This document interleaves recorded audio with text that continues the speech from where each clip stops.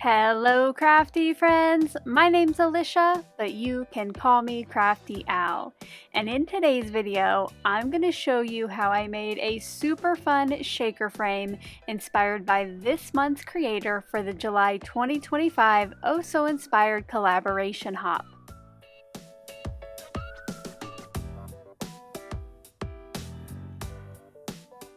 Welcome, or perhaps welcome back to my channel. I'm so glad that you're here today. If you're new to my channel, each month I host the Oh So Inspired collaboration. Myself and a team of other creative makers get together to take inspiration from a project and make it our own. Some of us might use the color palette from our inspiration piece, maybe the layout, maybe the theme.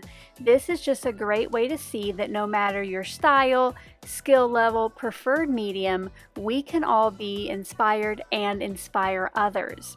In past years, we chose specific pieces from a single artist and we all created something based upon it, but in 2025, we switched it up and we're being inspired by each other.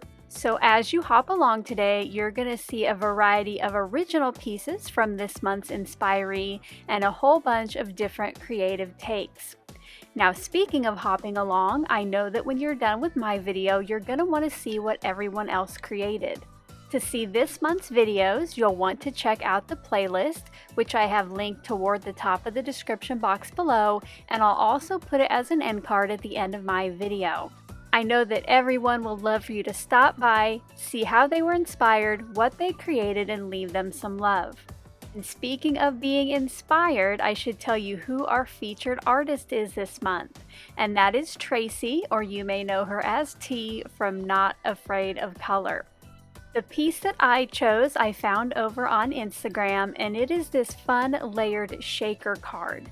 To see that full reel and get more details on the cards, you can check out the description box below, and I have a direct link to that Instagram post.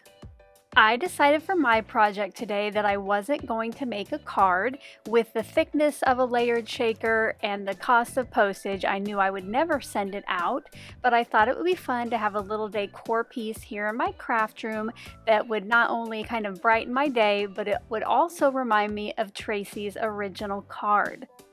Now that I have gotten all of the important details out of the way, let me get you caught up on my process so far.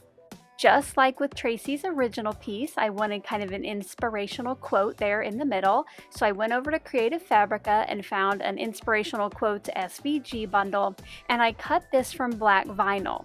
Now you might be wondering why I cut it from vinyl, and that's just because that is so much easier than cutting it from cardstock and trying to get adhesive on those thin parts and not have it get smooshed out on my clear acetate. For the middle layer of this shaker, I used the Rainbow Bright die from Tailored Expressions and cut it out of white cardstock. To color in each of those rays, I used a sponge dauber and then a rainbow of inks. And now for that backer, I am creating a cloudy sky using another Tailored Expression stencil and a light blue ink. Now that all of the main parts were ready, I wanted to figure out how I wanted my rainbow placed on that center acetate.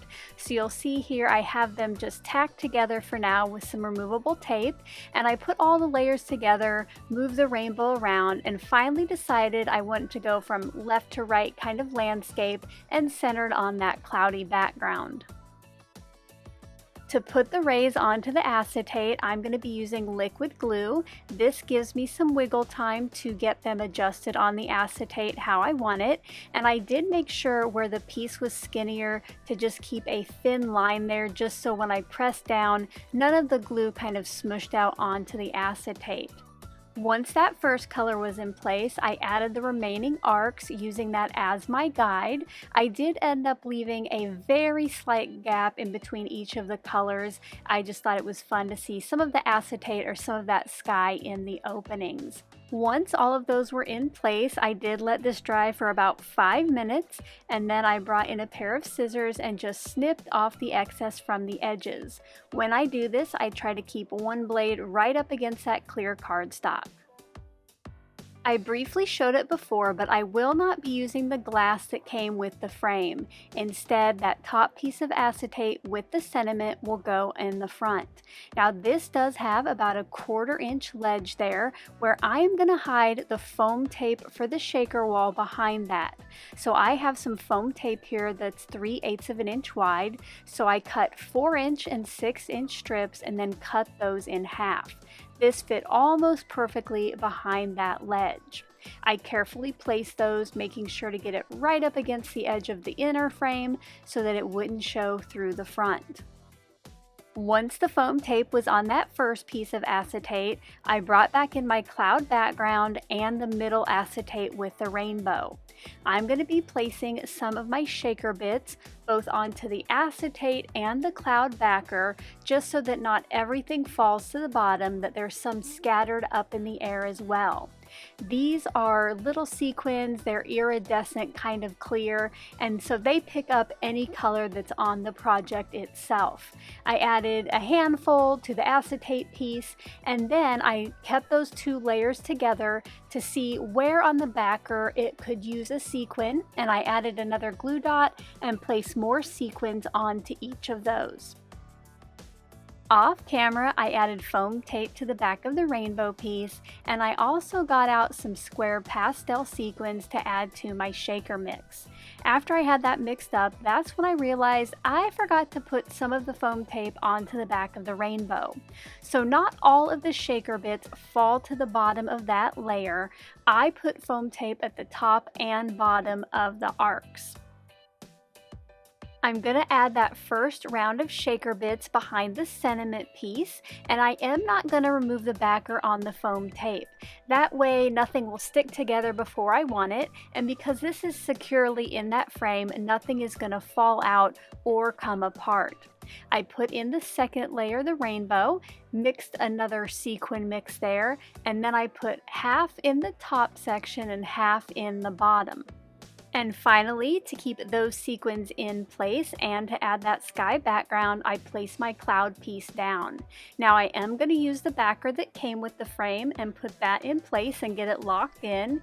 And you'll see here now that I have a fun shaker, and again, some of those sequins stay at the top since I made that barrier. I have to say I am in love with this project. I have already put it up in my studio here behind me so I can look at it every time I come down here. If you enjoyed seeing how I was inspired by Tracy today, I hope you'll give this video a thumbs up.